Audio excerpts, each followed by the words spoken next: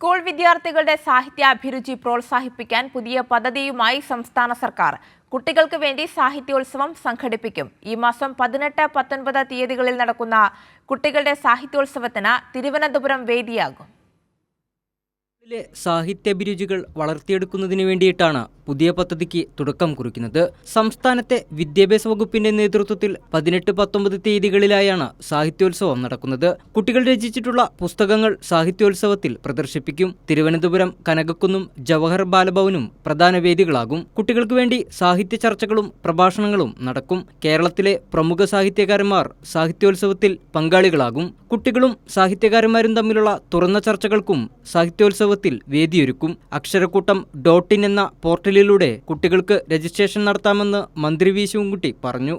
ഇതിനായി പ്രത്യേക portal അക്ഷരക്കൂട്ട് .in തയ്യാറാക്കുന്നു. തിങ്കളാഴ്ച പോർട്ടൽ സജ്ജമാകും. അതിലെ ലിങ്കിലൂടെ രജിസ്റ്റർ ചെയ്യാം. സെപ്റ്റംബർ മാസം 18 കനകക്കുന്നിൽ നേരിട്ടെത്തിയും രജിസ്റ്റർ ചെയ്യാവുന്നതാണ്. ഇതിനായി 5 പ്രത്യേക കൗണ്ടറുകൾ ഉണ്ടാവും. സാഹിത്യോത്സവത്തിനെത്തുന്ന കുട്ടികൾക്കും രക്ഷിതാക്കൾക്കും അധ്യാപകർക്കുമായി വേണ്ട സജ്ജീകരണങ്ങൾ ഒരുക്കും. കുട്ടികൾ രചിക്കുന്ന പുസ്തകങ്ങളിൽ നിന്നും തെരഞ്ഞെടുക്കുന്ന സൃഷ്ടികൾ പ്രസാധകരിലൂടെ സംസ്ഥാന സർക്കാരിന്റെ നേതൃത്വത്തിൽ പ്രസിദ്ധീകരിക്കുമെന്നും മന്ത്രി വി ശിവൻകുട്ടി പറഞ്ഞു.